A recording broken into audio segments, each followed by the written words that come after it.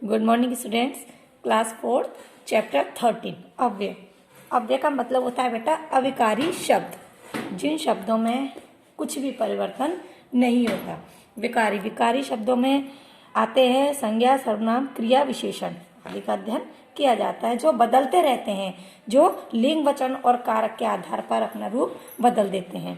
और अविकारी शब्दों में क्या होता है बेटा, लिंग, वचन और कारक के आधार पर वह अपना रूप नहीं बदलते, वह वैसे के वैसे ही रहते हैं।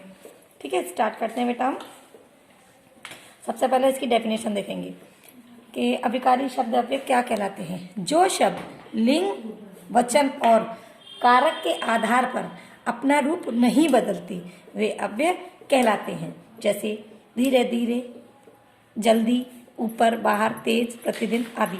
अब ये इतना ही दिया है बेटा आपके में, लेकिन मैं आपको और एडवांस में बता देती हूँ कि अव्यय भी 4 प्रकार के होते हैं। क्रिया विशेषण, संबंध बोधक और विस्मयादि बोधक। ये 4 प्रकार के होते हैं। इनके भी या आपके भी नहीं डिटेल में बताए, लेकिन मैं भी बता देती हूँ। क्रिया विशेषण के भी 4 प्रकार होते हैं। क्रिया विशेषण के 4 प्रकार होते हैं: कालवाचक विशेषण, स्थानवाचक विशेषण, परिमाणवाचक विशेषण और रीतिवाचक विशेषण।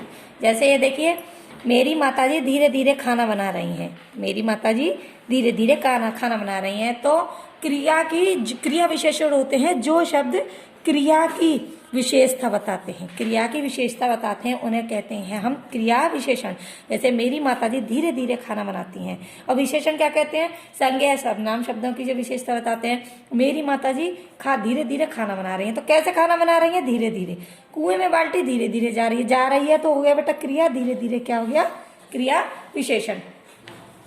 सेनाएं धीरे धीरे आगे बढ़ रही हैं। आगे बढ़ना तो वो क्रिया कर रहे हैं, धीरे धीरे हो गया क्रिया की विशेषता।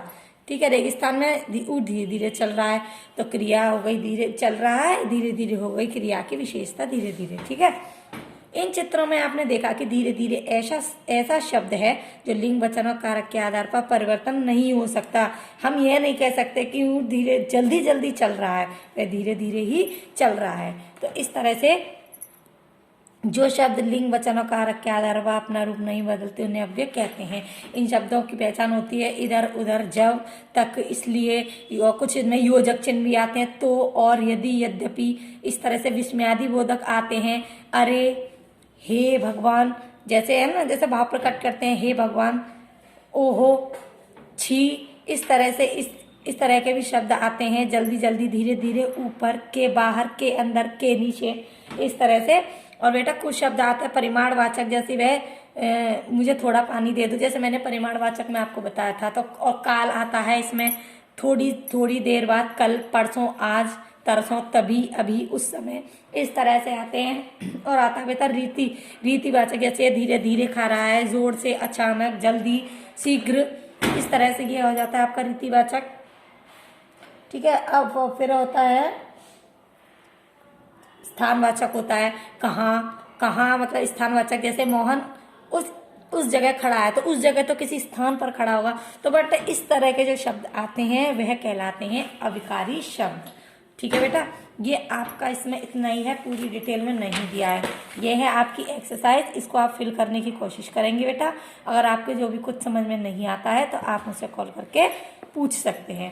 ये आपकी बेटा स्टोरी दी है एक, इनमें लिखा है कि निम्न कहानी पढ़कर कम से कम 5 अव्यय शब्दों पर सर्कल लगाइए। तो आपके केवल 5 शब्दों पर सर्कल लगाए। मैं आपको बता चुकी हूँ ये शब्द।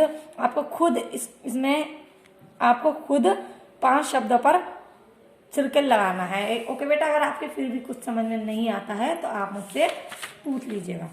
ओके बेटा, थैंक यू।